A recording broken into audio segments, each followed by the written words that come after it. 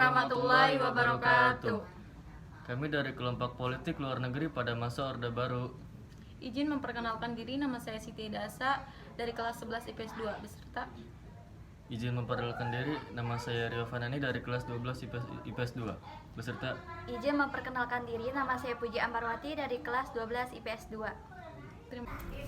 Politik luar negeri pada masa Orde Baru. Pada awal Orde Baru terjadi perubahan pada pola hubungan luar negeri Indonesia dalam segala bidang. Kerjasama yang dilakukan ditujukan untuk mendapatkan pinjaman modal dan penangguhan utang luar negeri demi membantu pemulihan krisis ekonomi Indonesia. Pada masa pemerintahan Soeharto, Indonesia lebih memfokuskan pada pembangunan sektor ekonomi.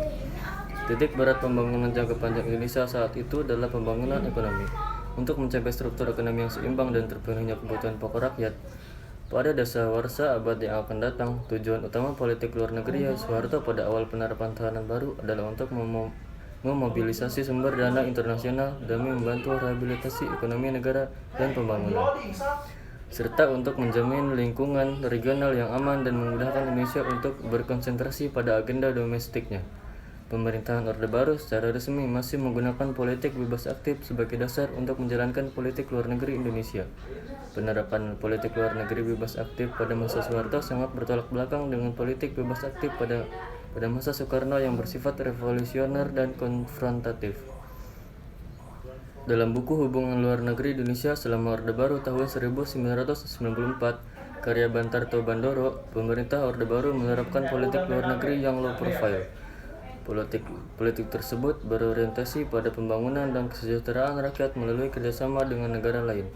Kerjasama yang dilakukan ditujukan untuk mendapatkan pinjaman modal dan penangguhan hutang luar negeri demi membantu pemulihan krisis ekonomi Indonesia. Adam Malik sebagai Menteri Luar Negeri Orde Baru tahun 1966 sampai 1978 mengungkapkan bahwa Indonesia akan membuka hubungan seluas mungkin dengan dunia internasional. Indonesia mulai memperbaiki citra dan hubungannya dengan cara kembali bergabung dalam organisasi PBB serta mencetuskan konsep Good Neighborhood Policy. Realisasi konsep politik Good Neighborhood Policy dilakukan dengan cara membentuk ASEAN pada tahun 1967 bersama Thailand, Malaysia, Singapura, dan Filipina. Beberapa sikap Indonesia dalam melaksanakan politik luar negerinya antara lain menghentikan konfrontasi dengan Malaysia. Upaya mengakhiri konfrontasi terhadap Malaysia dilakukan agar Indonesia mendapatkan kembali kepercayaan dari berat dan membangun kembali ekonomi Indonesia melalui investasi dan bantuan dari pihak asing. Tindakan ini juga dilakukan untuk menunjukkan pada dunia bahwa Indonesia meninggalkan kebijakan luar negerinya yang agresif.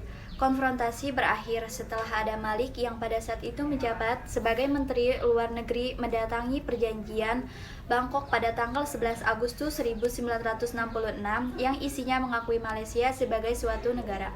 Selanjutnya, Indonesia juga terlibat aktif membentuk organisasi ASEAN bersama dengan Singapura, Malaysia, Thailand, dan Filipina. Indonesia memainkan peranan utama dalam pembentukan organisasi ASEAN. ASEAN dipandang sebagai bagian terpenting dari kebijakan luar negeri Indonesia. Kerjasama ASEAN dipandang sebagai bagian terpenting dari kebijakan luar negeri Indonesia. Ada kesamaan kepentingan nasional antara negara-negara anggota ASEAN, yaitu pembangunan ekonomi dan sikap non-komunis. Dengan demikian, stabilitas negara-negara anggota ASEAN bagi kepentingan nasional Indonesia sendiri sangatlah penting. ASEAN dijadikan barometer utama pelaksanaan kerangka politik luar negeri Indonesia. Selain ASEAN, keterlibatan Indonesia dalam membentuk kondisi perekonomian global yang stabil dan kondusif, serta memaksimalkan kepentingan nasional. Indonesia juga masuk sebagai anggota negara-negara produsen atau penghasil minyak dalam OPEC. OPEC menjadi barometer pelaksanaan kebijakan luar negeri Indonesia dalam hal perekonomian dunia. Indonesia dalam hal perekonomian dunia, kepemimpinan Soeharto secara umum memiliki karakteristik yang berbeda dengan pendahulunya. Di paruh pertama kepemimpinannya, dia cenderung adaptif dan low profile, dan pada akhir kepemimpinannya sejak 1983, Soeharto mengubah gaya kepemimpinannya menjadi berprofil tinggi. Gayanya tersebut mempengaruhi pilihan-pilihan politik luar negeri yang pada kenyataannya tidak dapat diperoleh dari kondisi politik, ekonomi, dan keamanan dalam negeri Indonesia. Dengan nilai ingin mensejahterakan bangsa, Soeharto mengambil gaya represif di dalam negeri dan akomodatif di luar negeri. Pemerintah Orde Baru secara resmi masih menggunakan politik bebas aktif sebagai dasar untuk menjalankan politik luar negeri Indonesia. Penerapan politik luar negeri bebas aktif pada masa Soeharto sangat bertolak belakang dengan politik bebas aktif masa Soekarno dan bersifat revolusioner dan konfrontatif. Agenda politik luar negeri Orde Baru pada tahun 1960 didominasi dengan upaya menunjukkan ekstinasi Indonesia pada tingkat internasional.